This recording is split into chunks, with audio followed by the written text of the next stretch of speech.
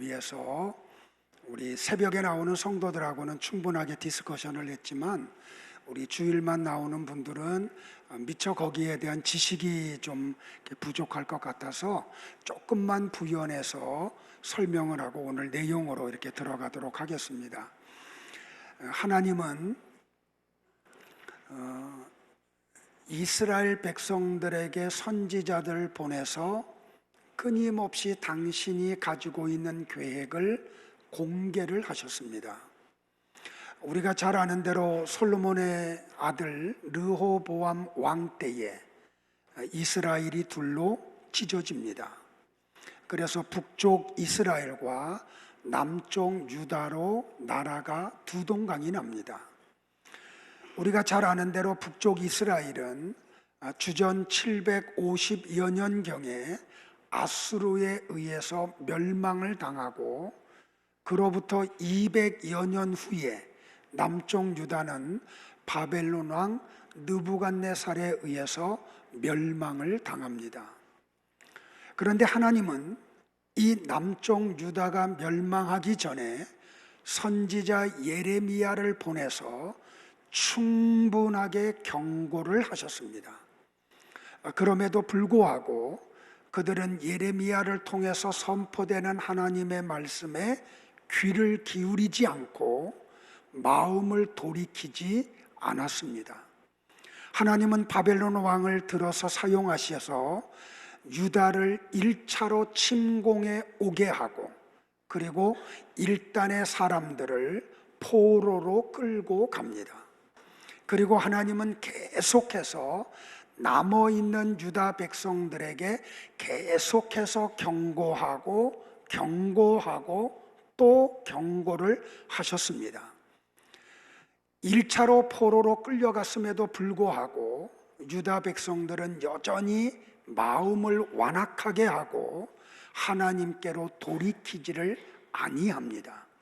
그래서 하나님은 또다시 느부갓네살 왕을 보내서 유다를 침공하게 하고 여호야김 왕과 10,000명의 고관들과 부시의 아들 제사장이었던 에스겔도 포로로 끌고 갑니다.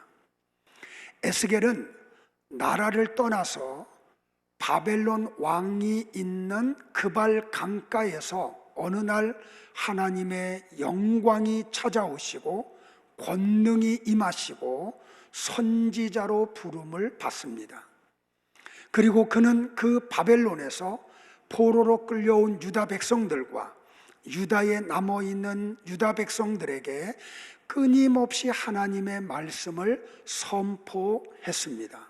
그럼에도 불구하고 그들은 예루살렘 성전에서 하나님을 예배하지 않고 우상을 섬기며 태양신을 섬기고 담무스 신을 섬겼습니다. 그리고 하나님은 이 2차 포로 이후에 또다시 바벨론 왕을 보내서 남쪽 유다를 완전히 멸망시키고 시드기야 왕의 두 눈을 뽑고 많은 유다 백성들을 바벨론으로 끌고 갑니다. 그 사이에 나오는 성경이 에스겔서 18장입니다. 그런데 포로로 끌려온 유다 백성들이 어느 날 에스겔을 찾아와서 그들 속에 내려오는 속담을 에스겔에게 이야기하므로 지금 하나님이 우리에게 하고 있는 일은 공평한 일이 아니라고 그들은 항변을 했습니다. 그들이 에스겔 선지자에게 와서 했던 속담은 아버지가 신포도를 먹었으므로 그의 아들의 이가 시다라고 하는 속담이었습니다. 그들이 에스겔에게 이 속담 이야기를 한 것은 우리는 이렇게 나라가 망하고 포로지에 끌려와서 고통 속에 살만한 그런 죄를 범하지 않았는데도 불구하고 조상들이 지은 죄로 인해서 우리에게 이런 형벌을 가하는 하나님은 공평한 분이 아니라고 따지고 있는 것이었습니다. 하나님은 그렇게 따지고 있는 이 유다 백성들을 향하여 에스겔을 통해서 이렇게 말씀을 하셨습니다. 이스라엘 족속아 들을지어다. 내 길이 어찌 공평하지 아니하냐? 너희 길이 공평하지 아니한 것이 아니냐라고 말씀을 하셨습니다. 이것은 너희들의 조상들이 죄를 범했기 때문에 너희들이 지금 이런 어려움을 당하는 것이 아니고, 너희들이 이런 어려움을 당하는 것은 너희들이 지은 죄 때문이라고 말씀하고 계시는 것입니다. 예레미야 31장 29절과 30절에서 그들을 향하여 말씀하시는 하나님의 음성을 같이 한번 들어볼까요? 시작. 그때에 그들이 말하기를 다시는 아버지가 신 포도를 먹었으므로 아들들의 이가 시다 하지 아니하겠고, 신 포도를 먹는 자마다 그의 이가 신 것 같이 누구나 자기의 죄악으로 말미암아 죽으리라.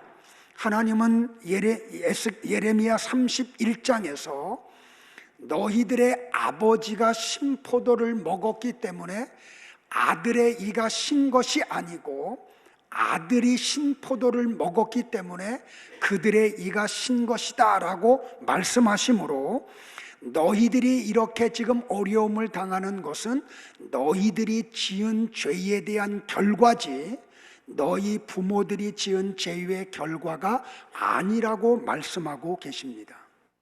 그래서 하나님은 에스겔 선지자와 예레미야 선지자를 통하여 하나님이 공평하지 않다라고 말하고 있는 그들에게 하나님은 공평하신 분이라고 말씀을 하고 계십니다. 이 공평하신 하나님은 어떤 분이십니까? 그분은 심판자이십니다. 우리가 새벽에 나와서 같이 예배를 드리면 매일마다 우리는 사도신경으로 우리의 신앙을 고백을 합니다. 우리가 신앙을 고백할 때 한 대목이 뭐냐면, 저리로서 산자와 죽은 자를 심판하러 오시리라. 마리아의 몸에서 태어나시고 본디오 빌라도에게 고난을 당해서 십자가에서 죽으시고 3일 만에 부활하시고 승천하셨던 예수님은 언젠가 역사의 현장에 산자와 죽은 자를 심판하러 오십니다. 이게 우리가 고백하는 신앙 고백입니다. 여러분은 사도신경으로 신앙을 고백할 때마다 이 대목을 정말로 믿고 고백을 하고 계십니까? 언젠가 내 삶의 현장에, 이 역사의 현장에 부활하시고 승천하셨던 예수님이 심판하러 오실 것을 여러분은 믿고 있습니까? 성경은 일관되게 예수님이 다시 오실 것이며, 예수님이 다시 오시는 날 하나님의 무시무시한 심판이 있을 것을 반복해서 말씀하고 계십니다.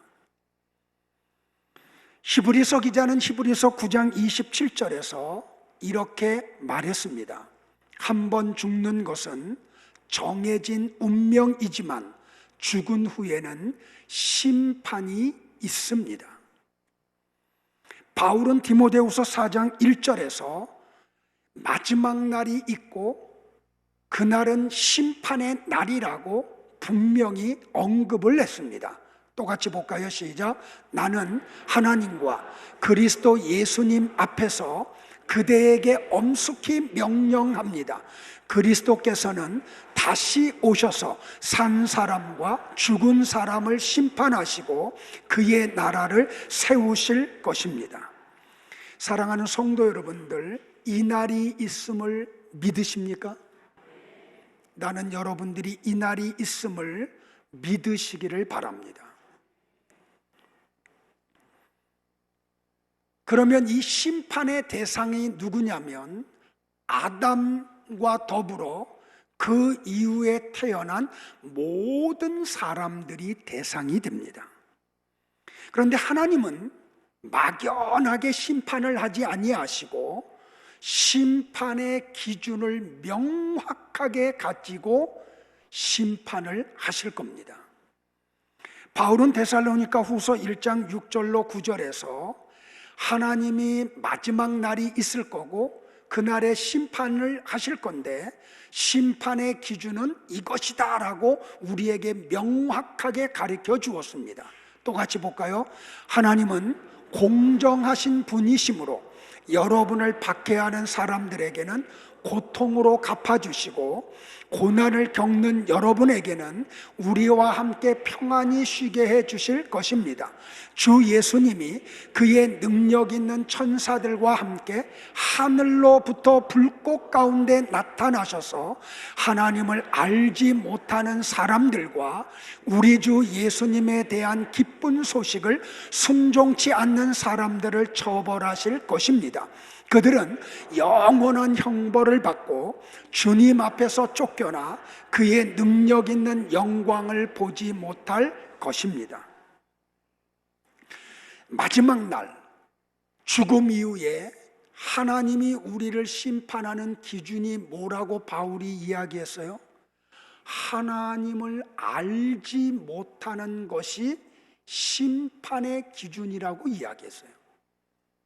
여러분은 하나님을 아십니까? 호세아 선지자가 사역하던 시대에 이스라엘 백성들은 예루살렘 성전을 출입하고 제사를 드리며 하나님의 말씀을 묵상했음에도 불구하고 하나님을 아는 지식이 없어서 망했습니다. 그래서 하나님은 호세아 선지자를 보내가지고 이스라엘 백성들아, 너희들이 좀 하나님을 아는 일에 힘을 쓰라고, 하나님을 알지 못하면 죽는다고 호소를 했습니다. 바울은 에베소 교회 성도들을 향해서 에베소서 1장 17절에서 하나님, 저 에베소 교회 성도들에게 지혜와 계시의 영을 주셔서 저들이 하나님을 알아가게 해달라고 그렇게 기도를 드렸습니다. 성도 여러분들, 바울이 기도한 대상이 예수 믿지 않는 사람들이 아니었다는 걸 아세요? 그들은 구원받았다는 사람들이고 교회를 출입하는 사람들이었으며 하나님 앞에 예배드리던 자들이었음을 기억하세요? 그런데 바울이 왜 이런 에베소 교회 성도들을 향하여 이런 기도를 드렸을까요? 바울이 이런 기도를 드렸을 때에는 에베소 교회 성도들이 하나님을 알지 못했기 때문에 기도하지 않았을까요? 그렇다면 교회에 오는 것이 안 오는 것보다 훨씬 중요하죠. 설교를 안 듣는 것보다 듣는 게 훨씬 더 유익이 되죠. 그러나 내가 교회에 나와 있다는 게 구원의 증거가 아님을 알 수가 있죠. 하나님의 심판에서 제한받는 능력이 아님을 알 수가 있죠. 오늘 여러분들 잘 하셨습니다. 이 무더운 여름에 한 주간 동안 세상 일 하느냐고 육신이 피곤하고 여러 가지 스트레스로 정신이 산란함에도 불구하고 이렇게 교회에 와서 예배드리는 여러분들을 저는 격려하고 칭찬을 합니다. 그러나 더 중요한 것은 여러분들이 교회에 나와서 1시간 예배드리는 것으로 만족하지 마시고 하나님을 알아가려고 몸부림치기를 축복을 합니다. 왜요? 마지막 날 하나님이 우리를 심판하는 기준 가운데 하나가 하나님을 알지 못하는 것이 되기 때문에 그래요. 또 다른 기준이 뭐예요, 여러분들? 예수님에 대한 기쁜 소식, 십자가 앞에 순종하지 않는 게 심판의 기준이라고 이야기를 해요. 이렇게 하나님을 알지 못하고 예수님이 하신 일, 그 예수님의 그 기쁜 소식 십자가 앞에 순종하지 않는 사람은 마지막 날에 하나님의 심판을 받아서 형벌을 받고 주님 앞에 쫓겨나 하나님의 영광을 영원토록 보지 못할 것이라고 말씀을 하셨어요. 다시 한번 요한계시록 20장 12절로부터 15절을 또 보겠습니다. 오늘은 제가 다 쉬운 성경과 현대인의 성경으로 성경을 다 가지고 왔어요. 같이 볼까요? 시작. 또 내가 보니 죽은 자들이 큰 자나 작은 자나 그 보좌 앞에 서 있는데 책들이 펴 있고 또 다른 책이 퍼졌으니 곧 생명책이라.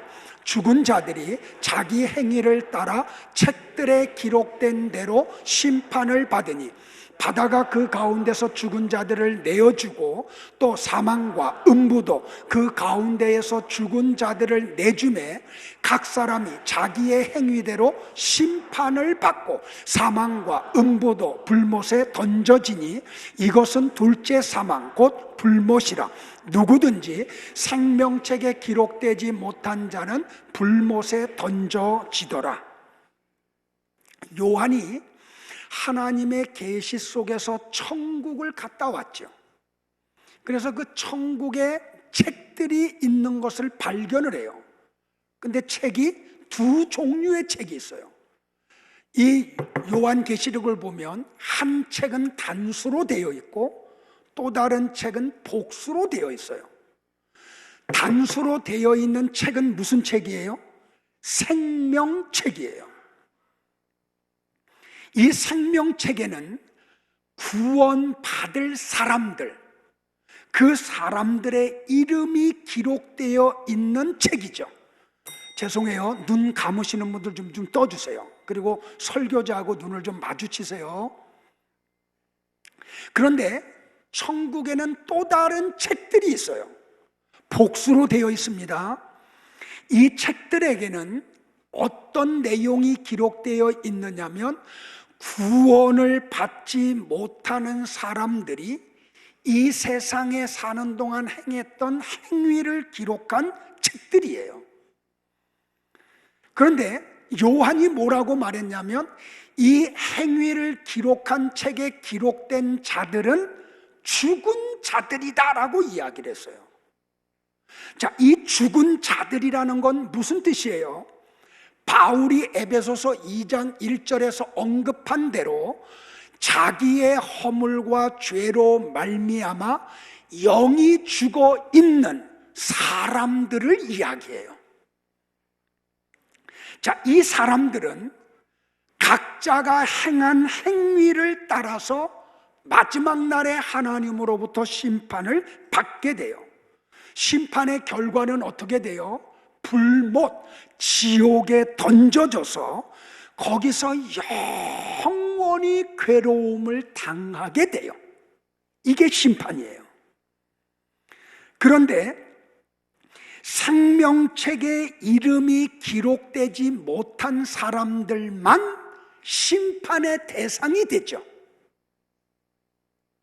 잘 따라오세요, 여러분들. 요한계시록 20장 15절을 다시 한번 읽을까요? 같이 봅니다. 시작. 누구든지 생명책에 기록되지 못한 자는 불못에 던져지리라. 그러니까 하나님의 심판이 누구에게 이루어져요? 생명책에 그 이름이 기록되지 않은 사람들에게만 이루어지죠. 자, 이거 성경 얘기, 내 얘기 아니에요, 여러분들. 자, 보세요. 그렇다면 생명책에 이름이 기록된 성도들은 심판에서 제외가 되죠. 자, 바울은 에베소서 1장 3절로 6절에서 이 생명책에 이름이 기록된 사람들이 언제 그 이름이 기록됐는지를 우리에게 그 비밀을 가르쳐줘요. 똑같이 봅니다. 시작. 찬송하리로다. 하나님 곧 우리 주 예수 그리스도의 아버지께서 그리스도 안에서 하늘에 속한 모든 신령한 복을 우리에게 주시되 곧 창세전에 그리스도 안에서 우리를 택하사 우리로 사랑 안에서 그 앞에 거룩하고 흠이 없게 하시려고 그 기쁘신 뜻대로 우리를 예정하사 예수 그리스도로 말미암아 자기의 아들들이 되게 하셨으니 이는 그가 사랑하시는 자 안에서 우리에게 거저 주시는 바 그의 은혜의 영광을 찬송하게 하려는 것이로다. 보세요. 하나님이 나와 여러분에게 뭘 주기를 원하세요? 하늘에 속한 모든 신령한 복을 주기를 원해요. 이 복이 뭐라고요? 바라크라고요. 이 바라크가 뭐라고요? 하나님의 생명이라고요. 그러니까 신구약 성경에서 하나님이 성도들에게 주기를 원하는 것은 이 땅의 것이 아니고 하늘에 속한 하나님의 생명, 영생, 이걸 우리에게 주시기를 원하시는 거예요. 근데 이걸 우리에게 주시기 위해서 언제요? 창세 전에 그리스도 안에서 우리를 택해 놓으셨대요. 언제 택했다고요? 창세전에 이미 그 일을 이루어 놓으셨다고요. 그러면 나와 여러분의 이름이 생명책에 언제 기록이 되었어요? 창세전에 이미 기록이 되어 있죠. 믿으세요, 여러분들? 하나님이 우리를 구원하실 때 뭘 근거로 구원을 하시냐면 생명책에 이름이 기록된 걸 근거로 우리를 구원해 주세요.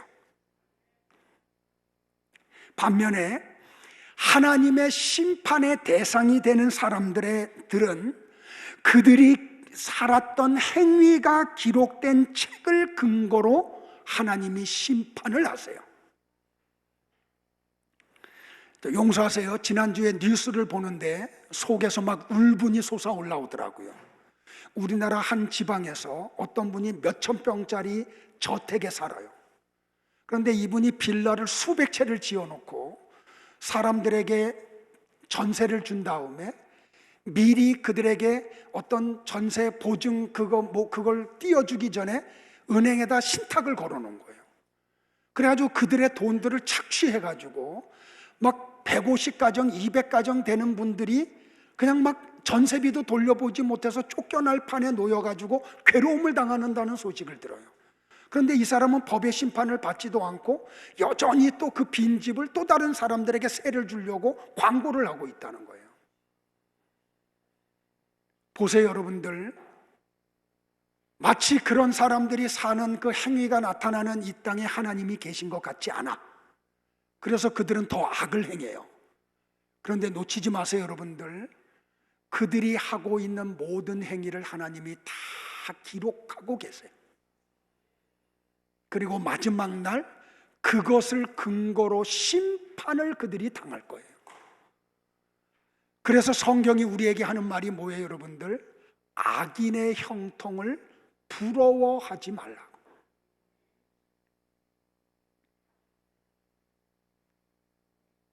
인간의 모든 행위는 예수 그리스도의 십자가 앞에서 다 소멸이 돼요.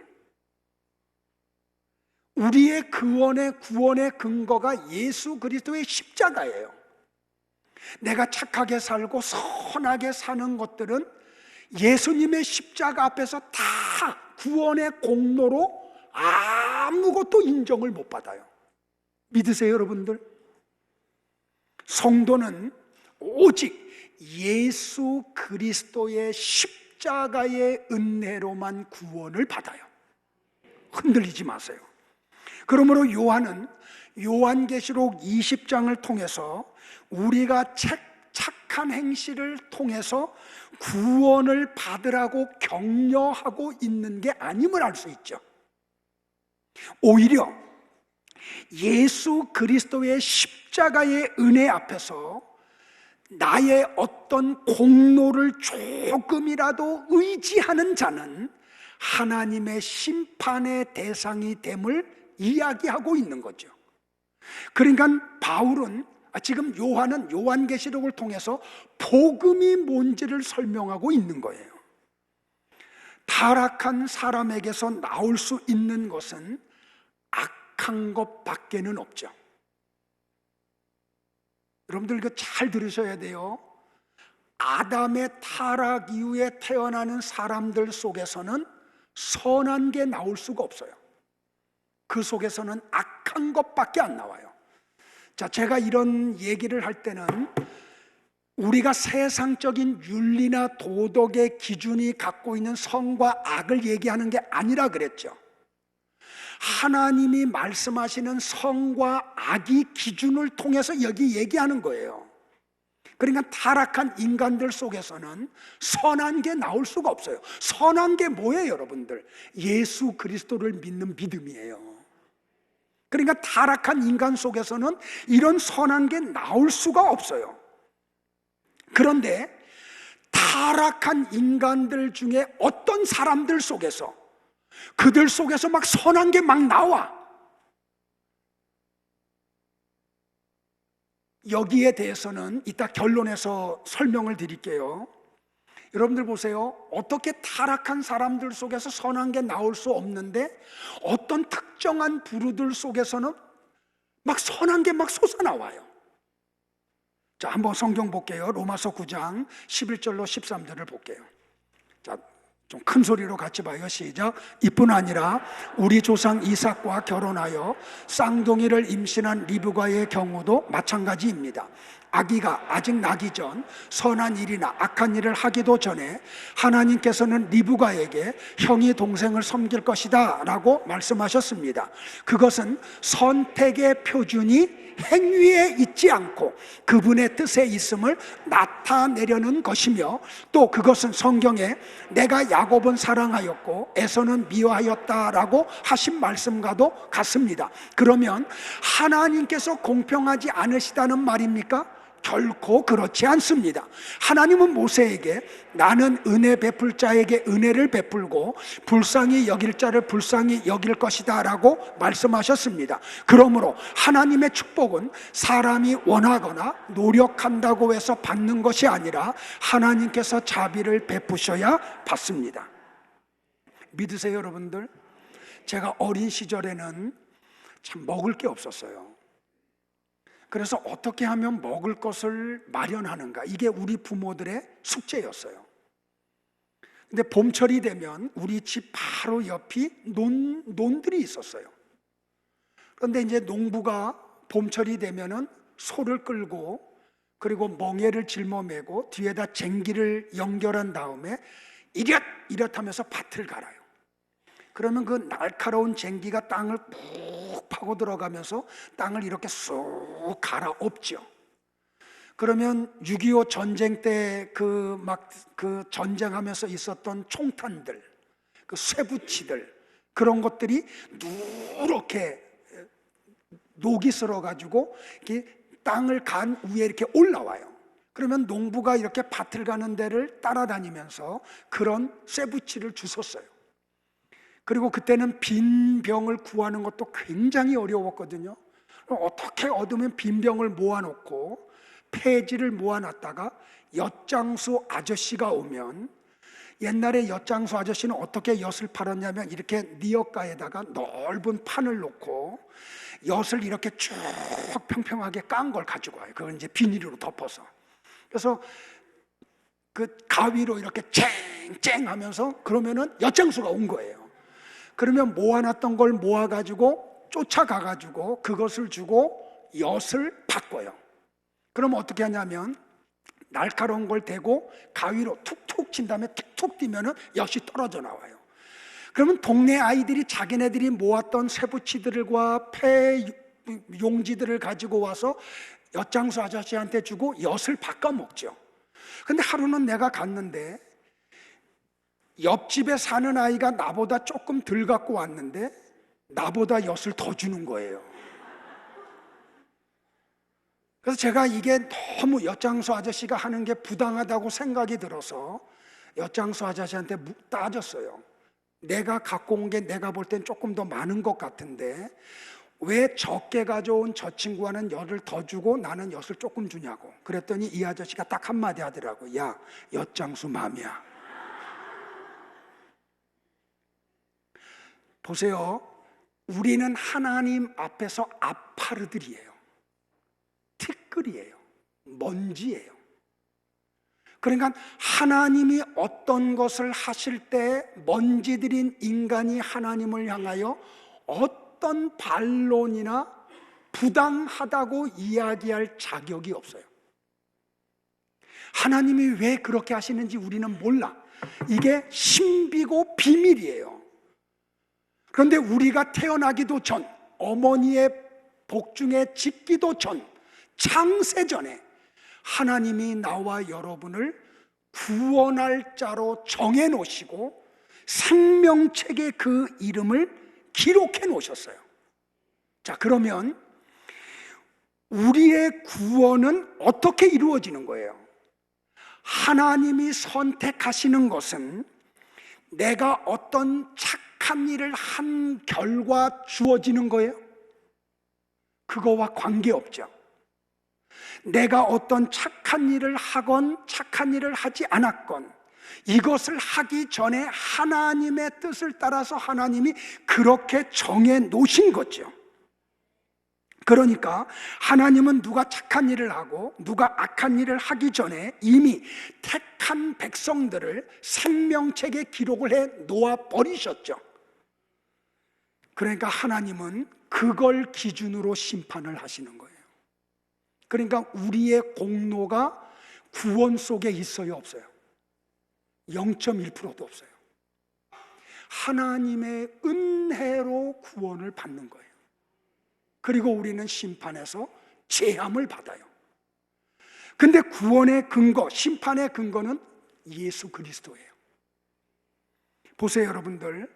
그런데 이거는 각 사람이 행한 대로 심판이 이루어져요. 잘 들으셔야 돼요, 오늘 여러분들. 특별히 남편이 신앙생활을 잘하는 아내들은 야, 남편이 저렇게 신앙생활 잘하고 기도생활 많이 하니까 그 남편을 통해서 부스러기 은혜라도 내게 오겠지. 반대로 내 아내는 하나님을 너무너무 사랑하고 말씀을 사모하고 기도를 사모하니까 내 아내를 그 모습을 어여삐 보시고 하나님이 내게 부스러기 은혜라도 주시겠지. 반대로 부모가 그런 분들은 자녀들은 그 생각에서 오늘 빨리 깨어나야 돼요. 각자예요, 각자. 성도들이 가장 오해하는 것 가운데 하나가 뭐냐면 출애굽기 20장 3절로부터 6절이에요. 같이 한번 볼까요? 시작. 너는 나 외에는 다른 신들을 네게 두지 말라. 너를 위하여 새긴 우상을 만들지 말고 또 위로 하늘에 있는 것이나 아래로 땅에 있는 것이나 땅 아래 물속에 있는 것에 어떤 형상도 만들지 말며 그것들에게 절하지 말며 그것들을 섬기지 말라. 나 네 하나님 여호와는 질투하는 하나님인즉 나를 미워하는 자의 죄를 갚되 아버지로부터 아들에게로 3, 4대까지 이르게 하거니와 나를 사랑하고 내 계명을 지키는 자에게는 1000대까지 은혜를 베푸느니라. 여러분들은 이 성경을 보면서 무슨 생각을 해요? 아, 부모가 지은 죄가 후손들 3, 4대까지 가는구나. 아, 내가 지금 어려움 당하는 것은 부모들이 지금 죄를 지은 걸 내가 지금 보응으로 받고 있어. 또 어떤 경우는 아, 내가 이렇게 잘 되는 것은 부모의 어떤 공로를 내가 입은 거야. 근데 여러분들 이거는 문자적으로 해석을 하면 안 돼요. 숫자적으로 해석을 하면 안 돼요. 그럼 만약에 그렇다고 하면 아브라함에게서는 이스마엘 같은 사람들이 나오면 안 돼요. 아브라함의 가계에 에서 같은 사람이 나오면 안 돼요. 이거는 그런 뜻이 아니에요.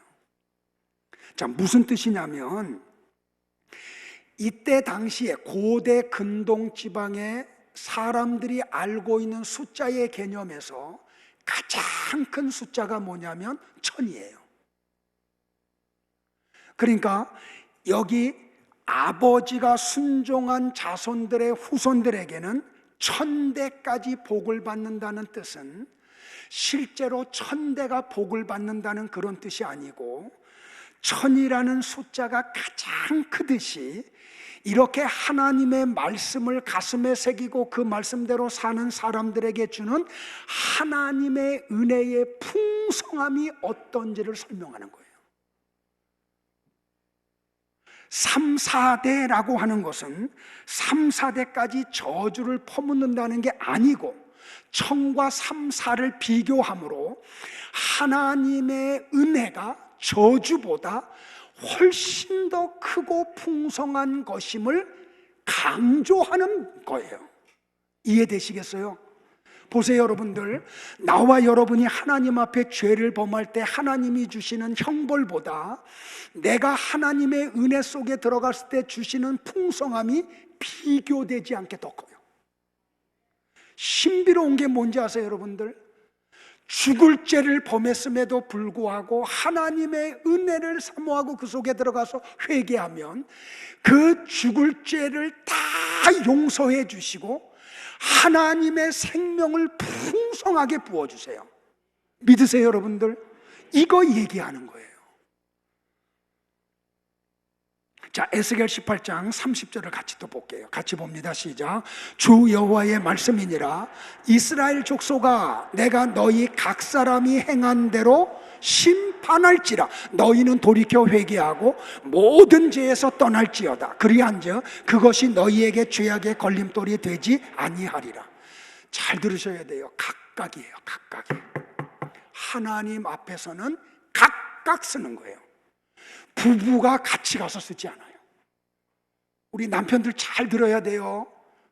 아내들이 아무리 믿음이 좋다고 그 아내의 믿음의 공로가 나를 심판해서 제하지 않아요. 여러분이 하나님 앞에 각자 가야 돼요. 아내들도 마찬가지예요. 남편의 그 믿음 때문에 아내들이 덩달아 구원받는 거 아니에요. 각각 십자가 앞에 나가야 돼요. 우리 자녀들도 마찬가지예요. 부모가 하나님 앞에 저렇게 말씀 사모하고 기도 생활하고 은혜 생활한다고 그런 자녀들이 구원이 저절로 이루어지는 게 아니에요. 각각 나가야 돼요. 각각 나가야 돼요. 이 비밀을 알기를 주의 이름으로 축복을 해요.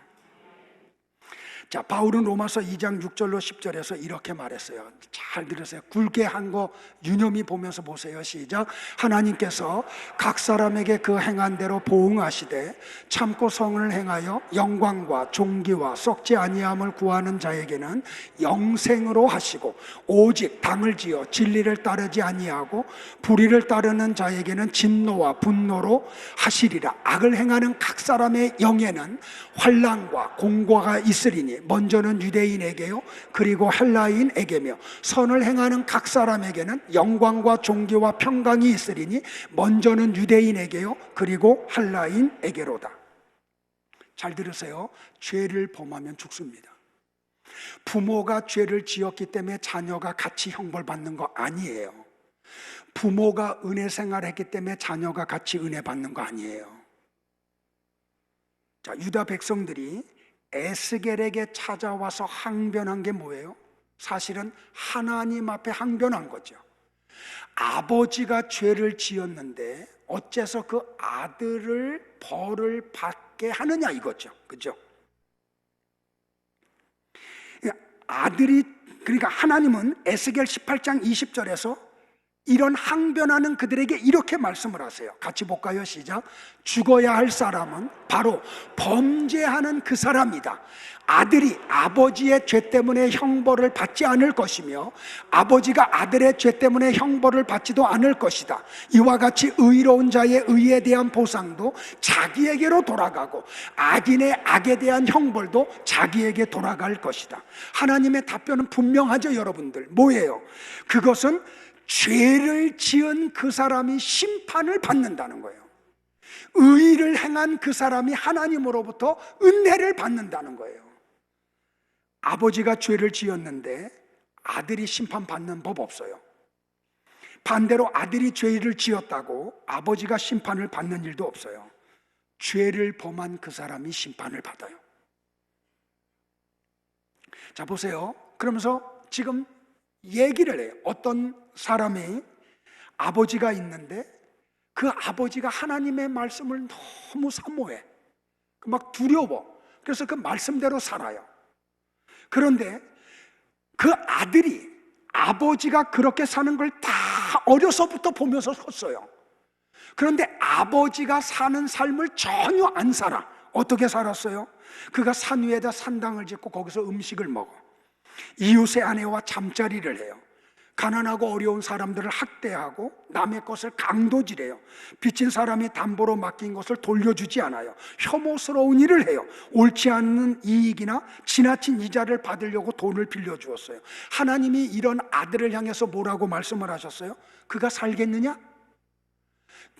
결코 살지 못하리니 이 모든 가증한 일을 행하였은즉 반드시 죽을지라. 자기의 피가 자기에게로 돌아가리라. 그러니까 뭐예요?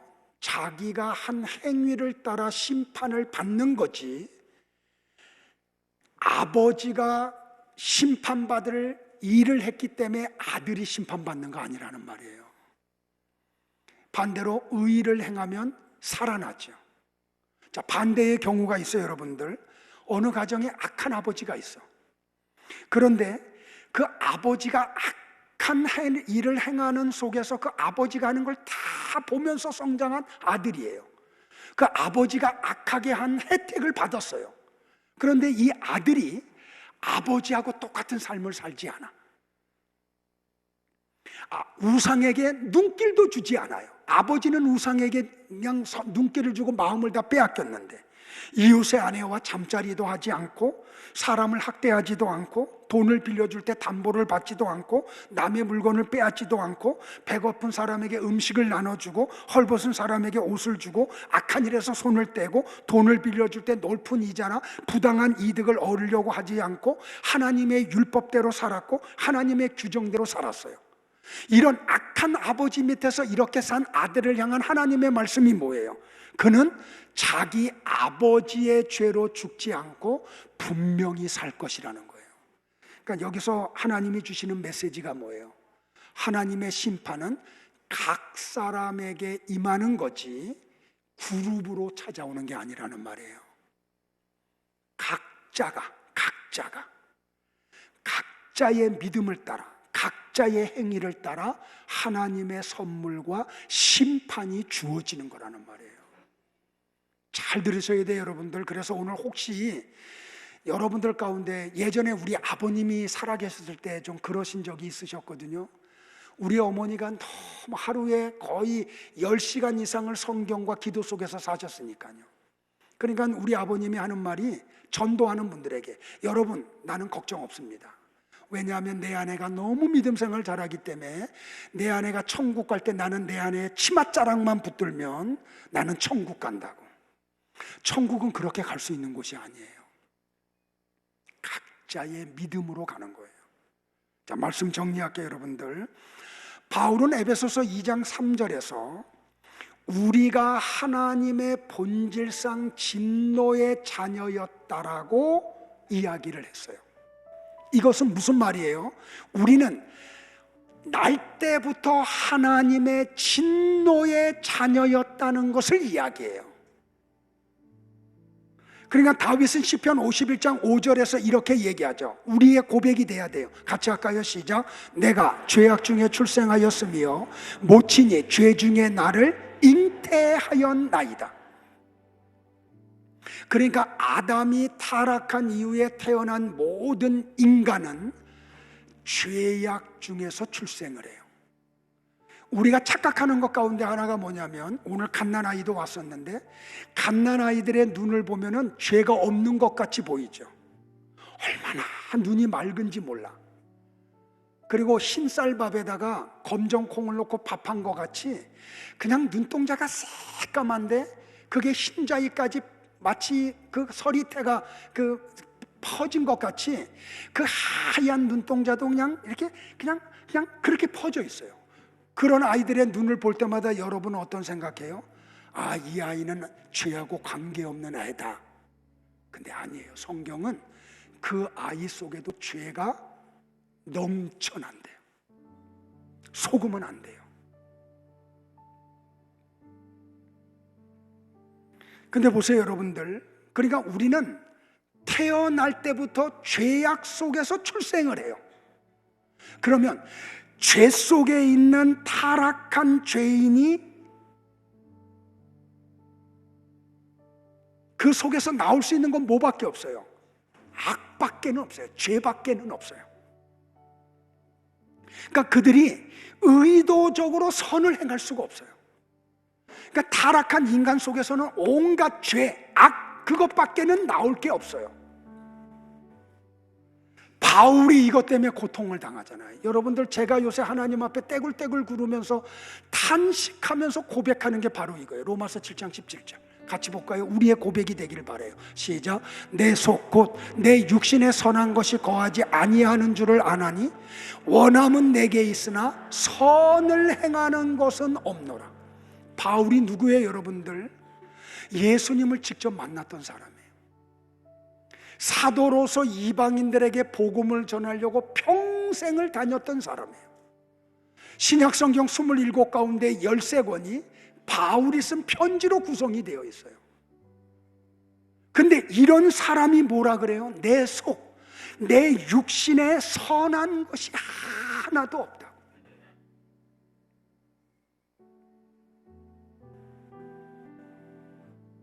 나는 선을 행하고 싶지만 선한 게 하나도 나오지 않는다고 고백을 해요.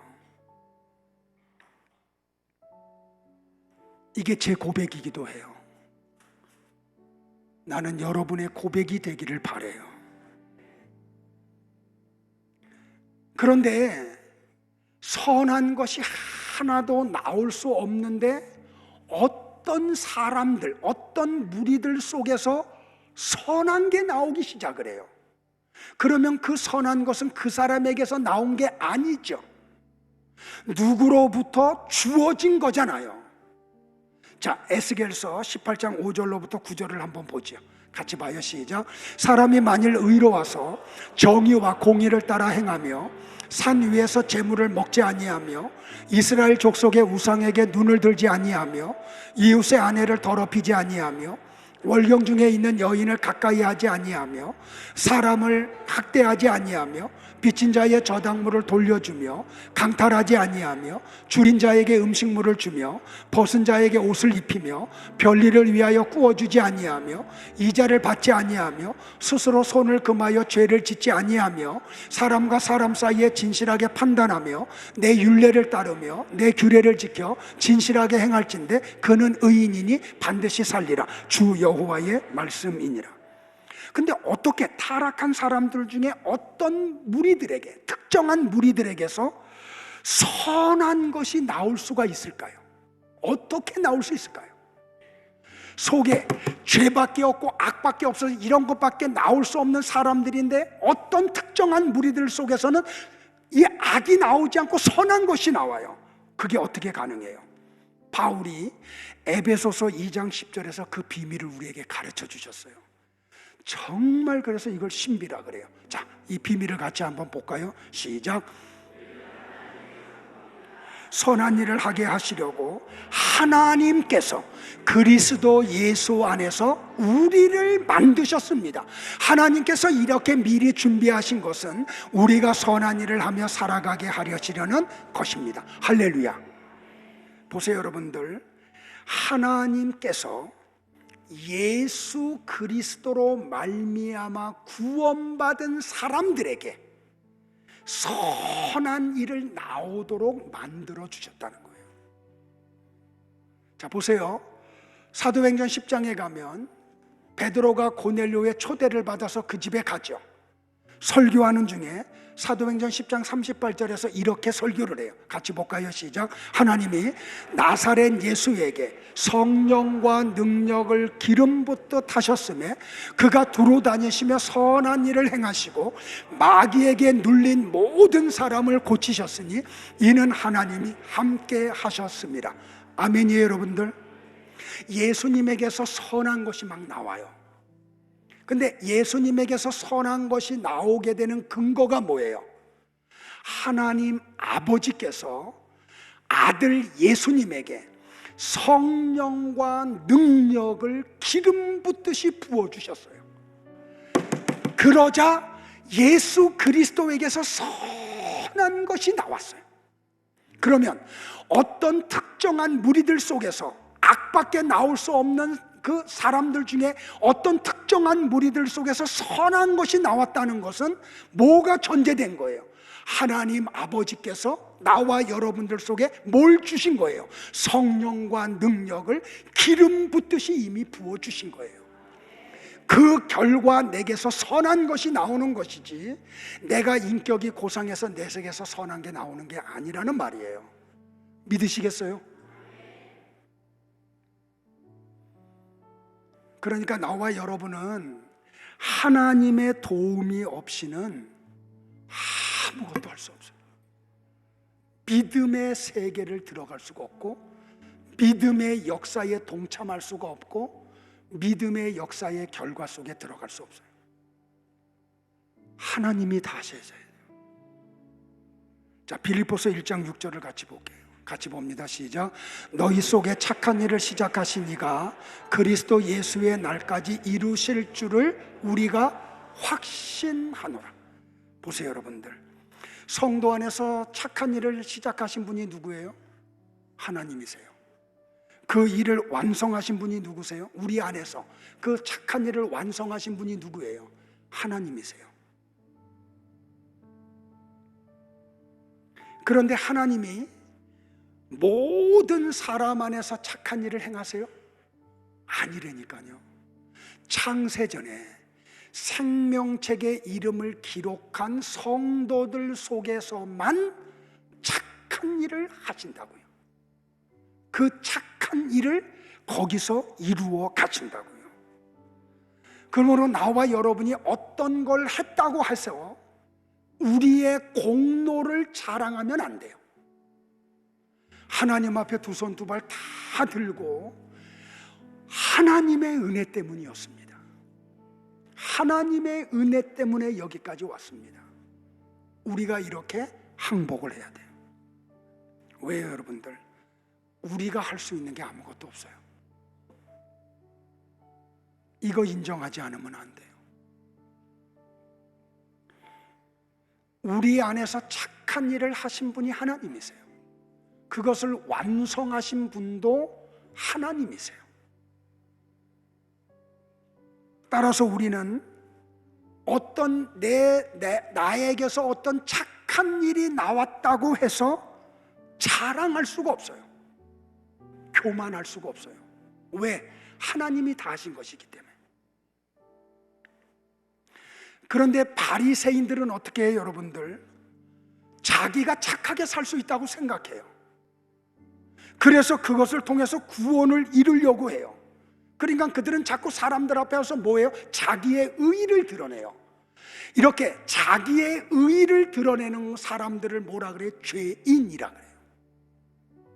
그리고 이들은 구원에서 제함을 받아요. 그러므로 나와 여러분은 우리가 스스로 착한 일을 하려고 하면 안 돼요. 예수님의 십자가를 붙잡아야 돼요. 예수님의 십자가의 접붙임을 받아야 돼요. 그럴 때에만 우리 속에서 착한 일이 일어나요. 저는 여러분들을 축복하기를 원해요. 매일매일 주님 앞에서 낮아지시기를 축복해요. 여러분이 주님 앞에서 자기를 부인하시기를 축복을 해요. 세상의 힘을 내려놓기를 축복을 해요. 성경이 하시는 말씀이 뭐예요, 여러분들? 예수님이 도둑같이 오신대요. 도둑같이 오신대요. 이 말은 무슨 말이에요? 우리가 전혀 예측할 수 없는 시간에 오신다는 거죠. 제가 오늘 일부 예배 오기 전에 좀 성경 말씀을 다시 한번 묵상하고 또 다른 어떤 그 야고보서 2장 17절을 이렇게 좀 묵상하고 있는데 같이 예배를 준비하던 내 아내가 옆에서 갑자기 깜짝 놀라는 거예요. 그래서 제가 옆에 쳐다봤더니 그 스마트폰을 보고 놀라는 거예요. 그래서 뭐냐 그랬더니 내 아내가 하는 말이 사촌 언니가 있는데 죽었다는 소식을 막 받은 거예요. 그러면서 하는 이야기가 이 언니 아직 젊은데, 이제 62세인데 건강한 사람이었는데 왜 갑자기 죽었지? 그러면서 놀래는 거예요. 성도 여러분들 잊지 마세요. 우리의 죽음이 도둑같이 와요. 언제일지 우리는 아무도 알지 못해요. 예수님이 도둑같이 오실 거예요. 그러면 잊지 마세요, 여러분들. 그 날이 무슨 날이냐면 피할 수 없는 하나님의 심판이 내게 이루어지는 날이에요. 저는 이 날이 있음을 믿어요. 그래서 두려워요. 그래서 성경 속으로 들어갈 수밖에 없어요. 지난 주간에도 화요일 날 그 All Nations라고 하는 찬양 집회에 참석을 했어요. 목사라고 하는 타이틀 다 내려놨어요. 62세라고 하는 나이 다 내려놨어요. 내가 거의 한 30년 이상 목회했던 경력을 다 내려놓고 어린아이로 그 집회에 참석했어요. 7시 반에 시작된 집회가 새벽 2시까지 지속이 됐어요. 끝까지 제가 그 자리에 있었어요. 그리고 선교사님 앞에 겸손히 나가서 기도받았어요. 왜 그런지 아세요, 여러분들? 끝날이 있어요. 끝날이. 그리고 이 날은 심판이 주어지는 날이에요. 저는 여러분들에게 이렇게 이야기해요. 그날이 있음을 믿으세요. 그리고 흔들리지 마세요. 넓은 길이 보여요. 너무 쉬운 길이니까 자꾸 저에게 유혹이 들어와요. 좀 그렇게 가지. 웃으면서 편안하게 오해 사지 않으면서. 근데 이 날이 있음이 믿어지니까 그 길로 갈 수가 없어요. 나는 여러분도 이 믿음이 일어나기를 바라요. 그래서 하루하루 말씀 붙잡으세요. 기도의 세계로 들어가세요. 그리고 이 날이 오면 영원한 하나님의 나라, 거기 가면 모든 보상이 다 이루어지는 날이잖아요. 이 지상에서 말씀 때문에, 이 하나님의 나라 때문에 오해받았던 거, 멸시받았던 거, 그 속에서 해명하지 못하고 눈물 흘렸던 거, 이 길을 걸어가기 위해서 처절하게 걸어가면서 힘들어했던 보상이 그날 다 이루어지잖아요. 성도 여러분들, 하나님 나라에서 다 볼 수 있기를 바라요. 오늘 이 자리에 오신 분들 가운데 한 분도 그날 그 나라에서 만나지 못하는 분들이 한 분도 없기를 주의 이름으로 축복합니다. 기도하겠습니다.